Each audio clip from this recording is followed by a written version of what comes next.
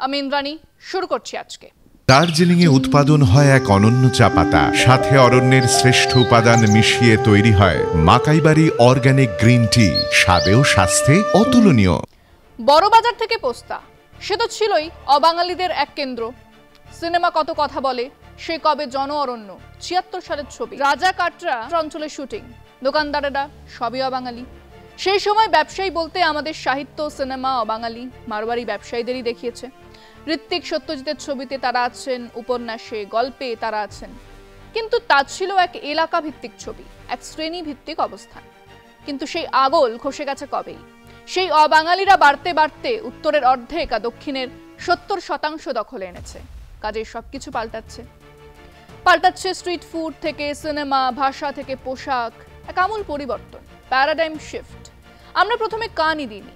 আমাদের রাজ্য রাজধানীতে এক অনায়াসে হিন্দি খবরের কাগজ ছাপা হয়, ডেলি উর্দু সংবাদপত্র একটা নয় ৩খানা, এমনকি চীনে ভাষার সংবাদপত্রও বের হয়।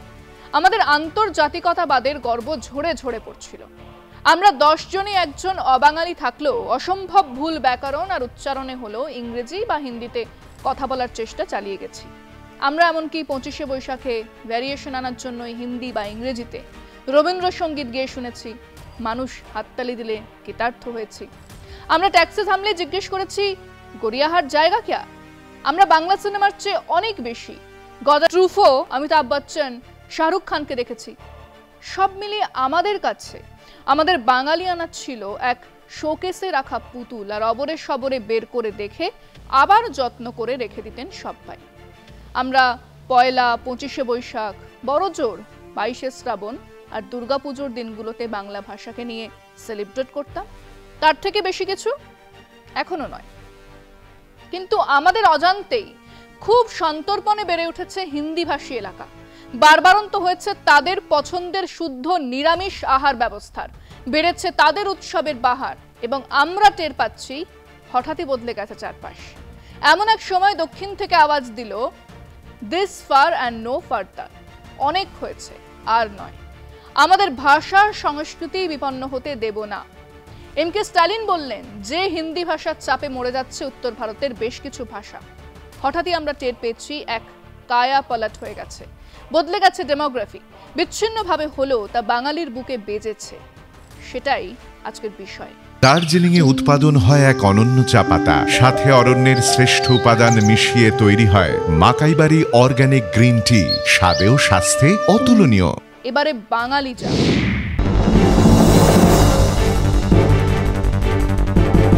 নিজ ভূমে পরবাসী। পশ্চিমবঙ্গে যে হারে অবাংলাভাষী মানুষের সংখ্যা বাড়ছে, তাতে অচিরেই বঙ্গভূমে বঙ্গজোড়া পরবাসী বলে বিবেচিত হলেও বিস্ময়ের কিছু নেই। একদিকে হিন্দি ভাষার আগ্রাসন, অন্যদিকে বাংলাভাষী মানুষের মধ্যে মাতৃভাষার প্রতি সীমাহীন উদাসীনতা। এই দুয়ের মিলে রাজ্যে দিনকে দিন সম্প্রসারিত হচ্ছে অবাংলাভাষী এলাকা। ভাষা তো বটেই, তার সঙ্গে সঙ্গে ক্রমে বদলে যেতে বসেছে বাঙালির শিক্ষা, সংস্কৃতি, এমনকি খাদ্যাভ্যাস। কলকাতা সহ রাজ্যের নানা জায়গায় হিন্দির দাপট বৃদ্ধির পাশাপাশি শাকাহারী খাদ্যের হোটেল, রেস্তোরাঁর সংখ্যা। রাজ্যের সিনেমা হল থেকে রেল স্টেশন, ব্যাংক, সর্বত্র বাংলা না জানলেও চলবে। সাম্প্রতিক অভিজ্ঞতায় দেখা যাচ্ছে এসব জায়গায় হিন্দি জানা না থাকলে অপদস্থ পর্যন্ত হতে হচ্ছে। ভয়ঙ্কর সে অভিজ্ঞতার কথা অনেকেই আজকাল সোশ্যাল মিডিয়ায় লিখে থাকেন। বিবিধের মাঝে মিলন মহান, এই মন্ত্রে বাঙালি ভিন রাজ্যের বাসিন্দাকে আত্মীয়ের মতো গ্রহণ করেছে। এই বাংলায় বসে দক্ষিণ ভারতীয় থেকে উত্তর পূর্বের মানুষজন নিজেদের সংস্কৃতি সগর্বে টিকিয়ে রেখেছেন, আর একই সময় বাঙালি তার আত্মমর্যাদা হিন্দি সংস্কৃতির কাছে সমর্পণ করে চলেছে। রাজ্যের অধিকাংশ জায়গায় জনবিন্যাসে বাঙালির সংখ্যা কমে যাচ্ছে। ইতিমধ্যে দক্ষিণ ভারতীয়রা তাদের ভাষার মর্যাদা রক্ষায় হিন্দি আগ্রাসনের বিরুদ্ধে সরব হয়েছে। বঙ্গীয় সমাজ তা থেকে শিক্ষা নেয় কিনা সেটাই দেখার। বাংলার রাজধানীতে মেট্রো রেলের এক বুকিং ক্লার্ক অনায়াসে বলে দিচ্ছেন, হিন্দি মে বলো, মুঝে বাংলা সমঝ মে নেহি আতা, নেহি তো হটো ইহাঁ সে। কি কাণ্ড!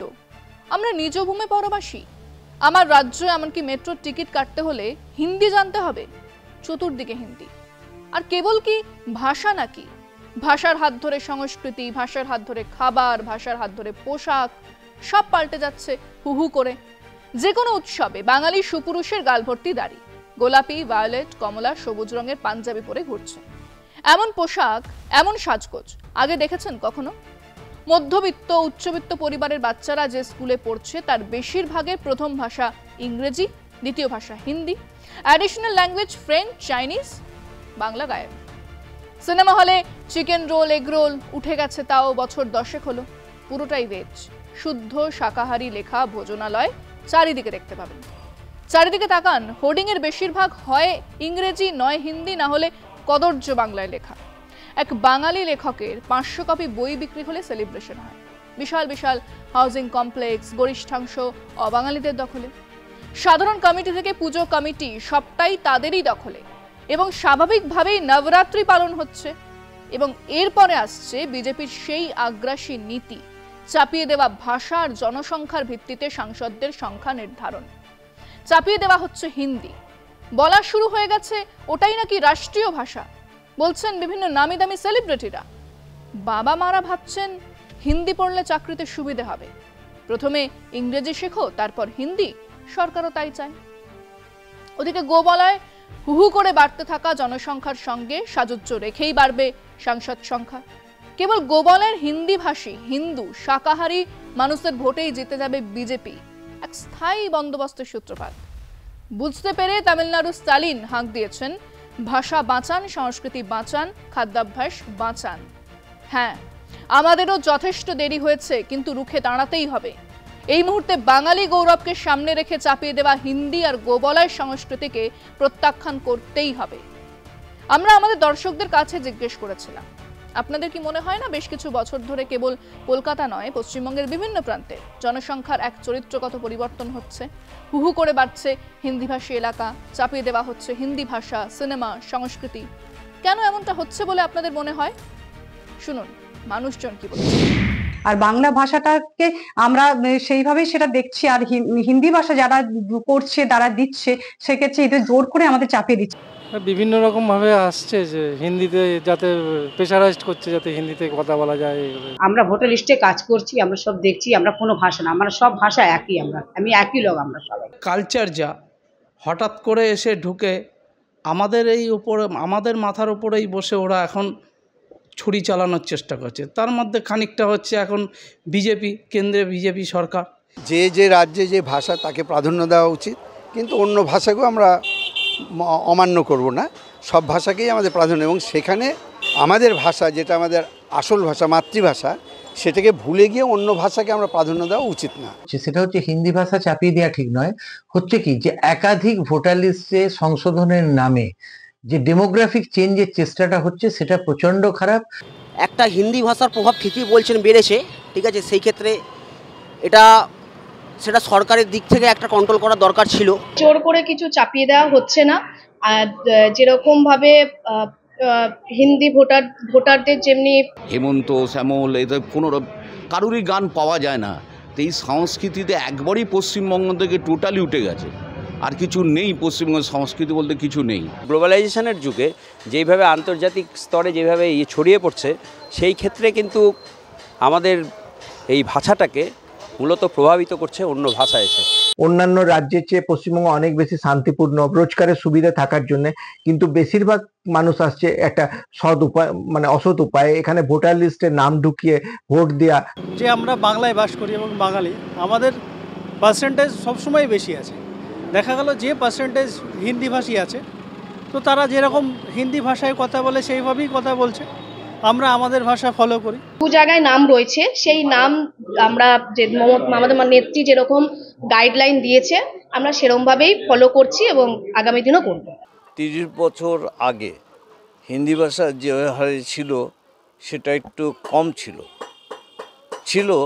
ছিল, এখন একটু বেড়েছে। ডিজে কালচারের জন্য বহু মানুষ অসুস্থ হয়ে পড়ে, বহু মানুষের ছেলেমেয়েদের পড়াশোনার ক্ষতি হয়, এবং এর মধ্যে আগামী দিনের এই প্রজন্মের ছেলেমেয়েদের মধ্যে একটা কুপ্রভাব পড়ছে। যে হিন্দি ভাষী যে বেড়ে যাচ্ছে, তার জন্য আমাদের কোনো আক্ষেপ নেই, কেননা আমরা এটা তো আমাদের একটু গর্বও হচ্ছে যে আমাদের যেহেতু পশ্চিমবঙ্গ সংস্কৃতি, শিক্ষা, কালচার এত ভালো যে হিন্দি ভাষীরা এসেও এখানে বসস্থান বা বসবাস করতে চাইছে। এখন এখানে হিন্দি ভাষী এখন বাড়ছে, বিজনেস করতে পারছে, সুবিধা। অনেকেই তো বিহার থেকে, বাইরে থেকেও আসছে। মানে ভাষাভাষী হিসাবে কিছু না, যা যদি ভোটার হবে সেটাকে চিহ্নিত করে আমরা করব। যেহেতু আমাদের সব ভারতবর্ষে একটা মেট্রোপলিটন সিটি, এর মধ্যে আপনি যদি মুম্বাই দেখেন, চেন্নাই দেখেন, দিল্লি দেখেন, বিভিন্ন জায়গার লোক বিভিন্ন জায়গায় এখন একসাথে বসবাস করে, এই জন্য ভাষা সমস্যা হতে পারে না, কালচারের ডিফারেন্স হতে পারে। অবহেলায় বটবৃক্ষ শুকিয়ে যায়, এ তো এক সংখ্যালঘু ভাষা, এ তো এক তুলতুলে সংস্কৃতি। গত 50 বছরে কেবল এই কলকাতা মহানগর নয়, পশ্চিমবঙ্গের বিভিন্ন এলাকার ডেমোগ্রাফি বদলেছে, চোখে পড়ার মতো বদলেছে। বদলেছে দোকানপাট, খাদ্যাভ্যাস থেকে বাকি অনেক কিছুই। আমরা যদি এখনো এই বিষয়টাকে গুরুত্ব না দিয়ে চুপ করে বসে থাকি, যদি এখনো মনে করি এমনি কেটে যাবে দিন, তাহলে মাথায় রাখুন কেবল এই ভারতেই গত 150 বছরে 37টা ভাষা বলার একটা লোকও আর বেঁচে নেই। হ্যাঁ, যদি ভাষা মরে তাহলে তার সংস্কৃতির সমেত সেই জাতিই মুছে যাবে। ভবিষ্যতে কলকাতা জাদুঘরের কোণে সাজানো থাকবে বাঙালি যুবক যুবতীর মডেল, লেখা থাকবে কিছুকাল আগে এনারাই এই অঞ্চলে বাস করিতেন, এখন উবে গেছে। আজকে এই পর্যন্তই। দেখতে থাকুন কলকাতা টিভি, রাত দিন 7 দিন। দার্জিলিংয়ে উৎপাদন হয় এক অনন্য চা পাতা, সাথে অরণ্যের শ্রেষ্ঠ উপাদান মিশিয়ে তৈরি হয় মাকাইবাড়ি অর্গানিক গ্রিন টি, স্বাদে ও স্বাস্থ্যে অতুলনীয়।